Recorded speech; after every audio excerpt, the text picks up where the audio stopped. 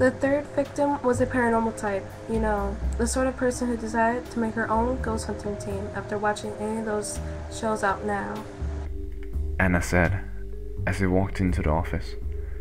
She hadn't been able to sleep last night, so I guess she started going through victim three's file. So what's your point? I asked. Sleeping on her couch every night was making me cranky, but thankfully all the weird things had all but stopped happening and the paranoia and fear was dying down too. I could probably move back into my place soon. So, I don't know. Hey, where's John? We walked into our offices, boxes and coffee in hand. We sat down at our desks and sipped our coffee for a few minutes before diving into this god-awful case once more. Before we could get into our missing intern, one of the forensic scientists came into the room with an envelope.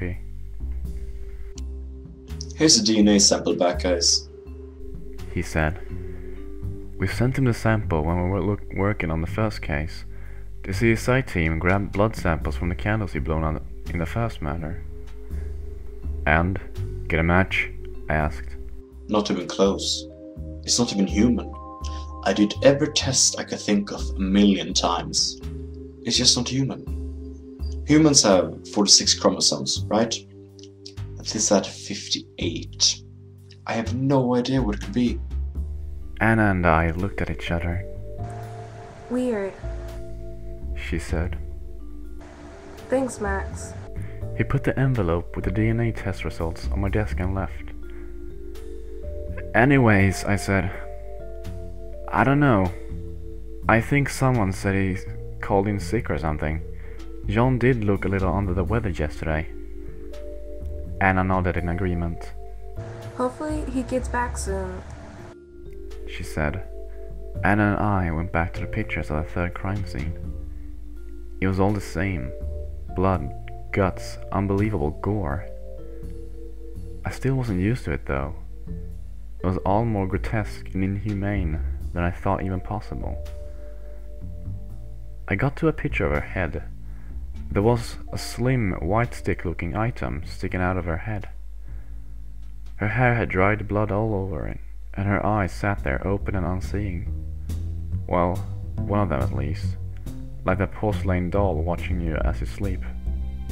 From her mouth, blood ran down her cheek onto the ground. Her head sat in a pool of her own blood. The bone-appearing item stuck in her head was pristine, pure and selling white. I showed it to Anna. I think that's in the box, she said, pointing to the stick. Forensics determined it to be a bone. I shuddered. Anna dug through the box and took the bone out. I took the bag from her and looked at it. Forensics is always careful to not disturb the way the evidence was found, and even with that care, it was disturbingly white. Let's just watch the video and get over it, I said. It can't be that bad, Anna said. We've seen two of the most brutal and horrifying murders already, and this victim has most of her body parts and still intact, unlike the first two. I guess so. I just don't want to have to look at the pictures of dead people anymore. I've had enough for 1 year, I said, exhausted. Before she pushed play on the video player, we just sat there. I guess we were preparing ourselves for it, even if we'd already seen it all. It was then our boss came in, urging us to finish this case. We sucked up and got him out of the room. Anna pushed play. The video started off in what looks like a bedroom. The camera was handheld. The victim sounded excited. She had a shipper-like voice, and the camera was moving around rapidly. We heard a bunch of clicks and snaps and sounds of clothes rustling. We figured she was getting something together or putting something on. All of a sudden, the camera swung up, and we could see her hands grabbing the different electronic devices. Okay, I'm all set up. I have my camera on my shoulder mount. I have my EVP recorder, my infrared scanner, and many other pieces of equipment for my line of work, she said, while looking into the smaller camera. We would watch that tape, but this was the only tape in the evidence box. It is 9:14 p.m. here in Seattle, Washington. This is an unofficial SPA investigation. I say unofficial because nobody else in my team is here and I am off the clock. I'm in my house all by myself with my little Corgo puppy Samson. She was still getting herself ready and giving us other useless information about her house and her equipment she was using. SPA stood for Seattle Paranormal Association, and it turns out she was the co-founder of it.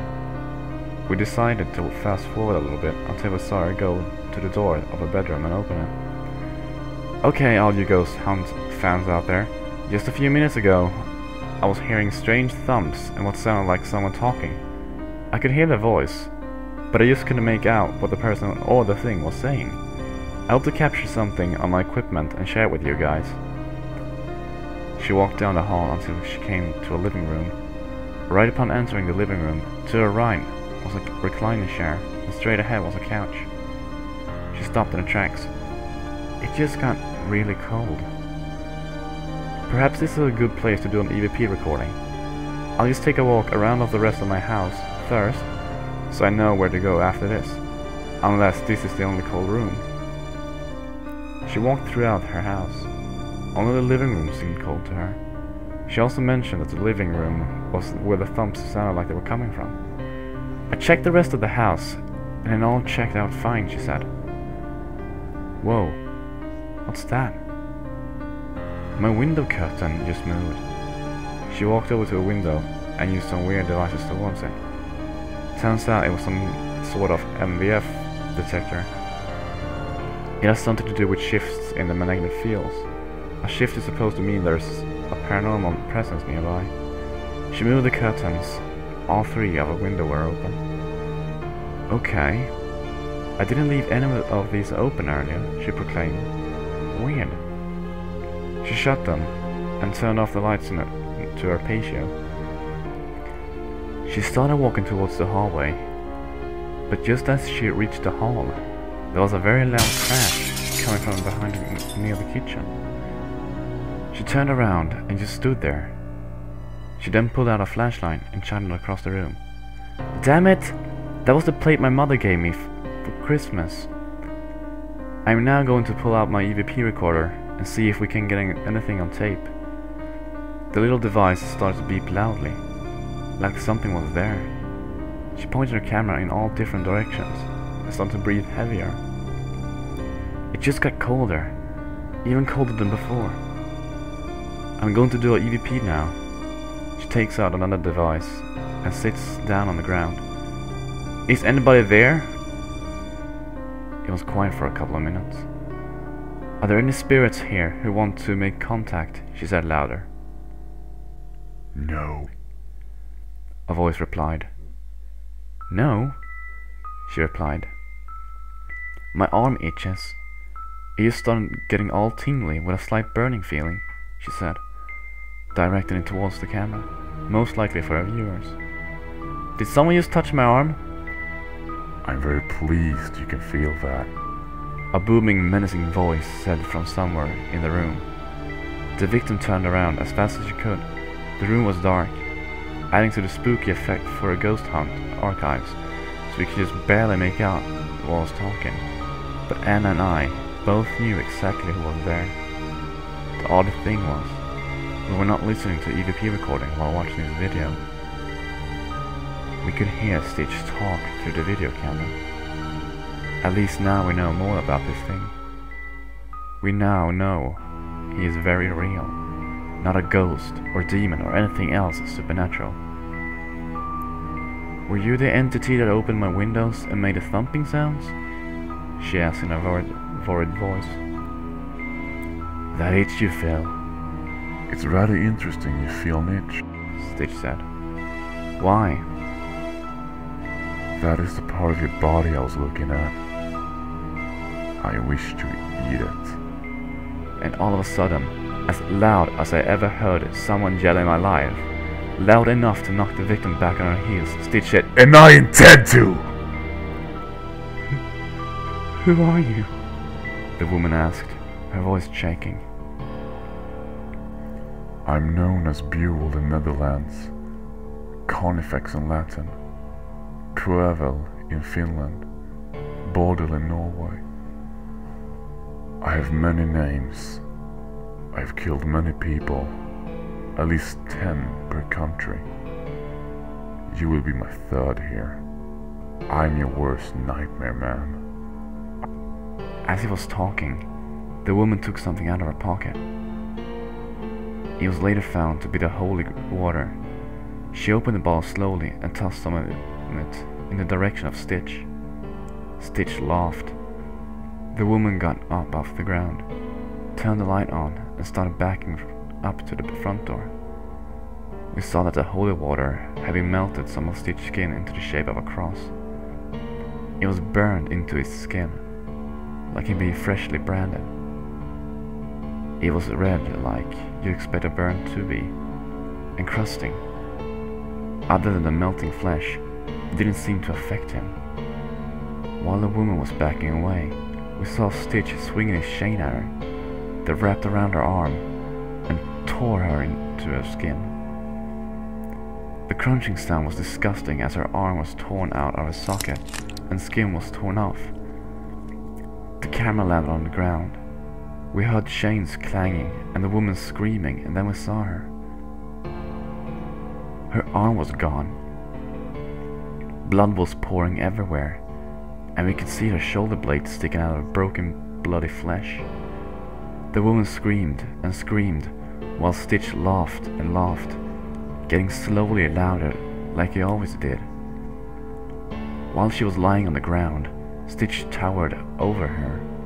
She tried to crawl away, but grabbed a piece of the previous broken dish and tried to use it as a weapon. She stabbed into the first place she could get, his arm, but it just went through him. Chunks of blood and guts came out of the other side of his arm, dripping and plopping onto the ground. It was gorier than I thought possible. His blood was dark and crusty, rotten. As it oozed out of his arm, he laughed. He got some of the blood on his fingers with those awful dirty nails and shoved the blood into the woman's mouth. "You cannot hurt me," he chuckled. As if to prove his invisibility, he shoved his hand into his chest and ripped out one of his ribs. The bone we found in evidence, we assumed. The woman screamed in terror. "Why are you haunting me?" she said. "I'm not haunting you. I'm going to kill you. Chew you to bits and use your flesh to complete my..." Stitch responded. Are you a ghost or a demon?" she said. Her voice was shaking. "No, I am real. I am the one who makes people scared," Stitch started to say. "I don't hide under beds or in closets. I watch you. I like to see my victim's face while He paused and looked at her. He smiled. You're scared. I can smell it.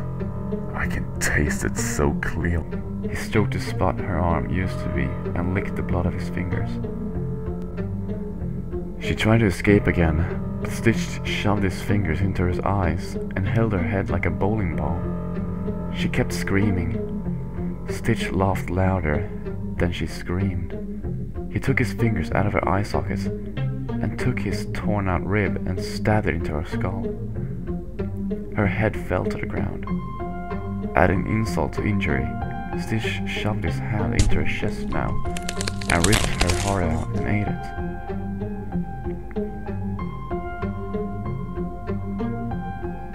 Then he stood up and grabbed her torn off arm.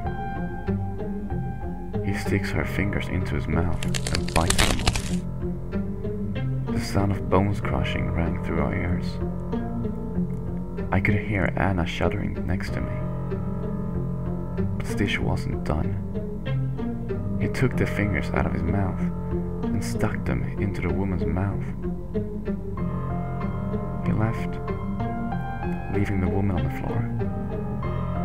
Her head was rolled over to the side, and what was left of her, eyes dropped to the ground. There was blood everywhere, soaking into her carpet, drying into her hair, and onto her skin. Her fingers were sticking out of her mouth. Her nails were broken from the struggle. I looked over at Anna. She looked like she had been crying. She acted like she could handle all of this, but I didn't think she could. I'm going home,